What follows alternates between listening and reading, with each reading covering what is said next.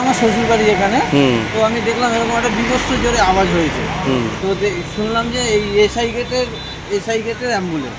আচ্ছা দিয়ে বিভৎস জোরে মেরেছে আর এখানে বাচ্চা নিয়ে বসেছিল। আচ্ছা এই মহিলাটা। আচ্ছা তো মহিলাটারও লেগেছে মনে হয়। বাচ্চারও লেগেছে? বাচ্চাটারও লেগেছে। বাচ্চাটারও লেগেছে। আর দিয়ে ওই ইয়েতে আইসিইউতে ভর্তি। আর ওই ভ্যানওয়ালা ভ্যানওয়ালাকে নিয়ে এখন ওরও লেগেছে? হ্যাঁ। অ্যাম্বুলেন্সটা ওখানে গিয়ে যাচ্ছিল, যেতে গিয়ে নদীর ইয়েতে ফেলে দিয়েছে।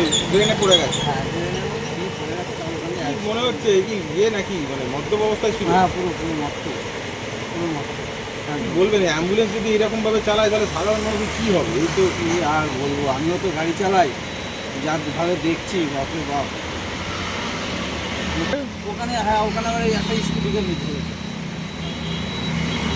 যাক, এরকম যাতে কোনো ড্রাইভার না মদ খায় এইটাই চাই।